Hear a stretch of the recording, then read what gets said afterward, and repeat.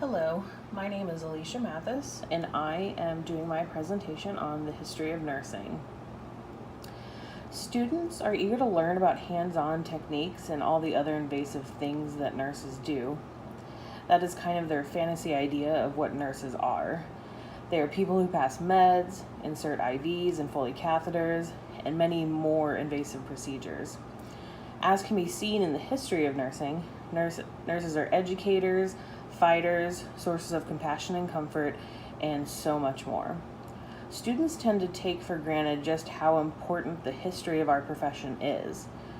We need to educate ourselves on how everything in this profession came about, not only to appreciate how far we've come, but also what policies and procedures were in the past so we can learn from them. This helps cultivate a healthcare system that will bring about the best patient outcomes. Nursing history always begins with Florence Nightingale. She is known as the mother of nursing. During the Crimean War, she took care of those who were sick and wounded. During this time, the mortality rates of those receiving care were exceptionally high. Her revolutionary interventions brought about enormous changes. She was able to bring about drastically reduced mortality rates by using cleanliness, a clean environment, clean water, and clean instruments. After the war, Nightingale went on to create the first school for nurses at St. Thomas's Hospital. During the American Civil War, women responded to the increasing need to care for the sick and injured. At this time, there was still not an established organized healthcare system, so Dorothea Dix rose to the occasion. Dorothea Dix was appointed to the position of Superintendent of Women Nurses in the Union Army. She created a month-long training program for nurses at 2 different hospitals in New York. This program provided women with the skills that were not only useful during the treatment of injured soldiers, but were also going to be transferable to civilian life afterwards. After the Civil War, there was a big push for nursing education. Out of this push arose the first nurse training schools in hospitals across the United States, all of which were modeled after Florence Nightingale's school at St. Thomas's Hospital. With nursing education on the rise, it had become apparent that there was an inconsistency between the curriculum being taught in nursing schools.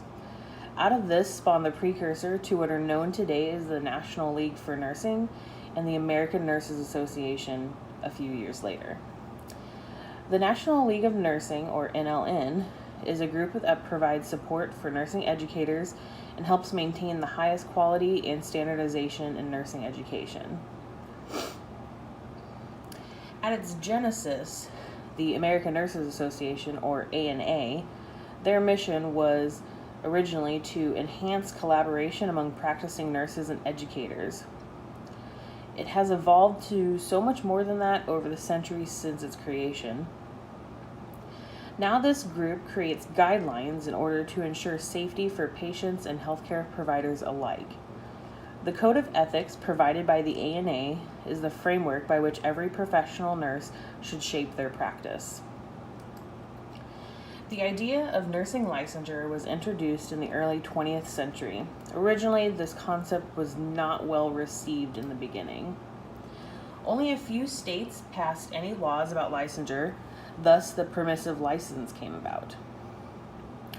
This license meant that, without one could not use the title of registered nurse. Lack of regulation and inconsistency between states did not keep those without training to perform health care. After years of changes, the state board examinations were put into place in 1950. After World War II, a new shortage of nurses came about by the increase in construction of hospitals. There were multiple responses to this in our country to try and combat the shortage, including creation of the associate degree in nursing. This program was shaped around a model produced by Dr. Mildred Montag. The ADN or ASN degree is a thriving degree today and produces quality nurses ready to perform in their fields at a faster rate than a BSN program. Other causes during the times of World War II and the Great Depression, the general population was not able to afford in-home nursing care anymore. This caused an influx of patients going to hospitals to receive care, thereby creating a harsh work environment as the numbers of nurses were not increasing relative to the number of patients. Hospitals were able to hire unemployed graduate nurses to allow for better staffing ratios and at a lower pay, which was beneficial during this financial crisis. Just as every nurse leader has done before, the expectations of research and furthering education amongst nurses are clear. According to the ANA's Code of Ethics, it is every nurse's responsibility to contribute to the profession. This is done through research and scholarly inquiry, professional standards and development, and the generation of both nursing and health policy. Since healthcare is ever-changing, nurses must keep up by furthering their education, adapt their practices through evidence-based research, and work with institutions towards policies that provide their patients with the best care possible. Healthcare is an ever-changing field that has a vast history of constant improvement. Pushes for education have created a profession that works solely on evidence-based information and strives for the newest and best education possible, thus creating a healthcare environment based upon positive patient outcomes and compassion. I have inserted my works cited for my paper and my presentation. Thank you.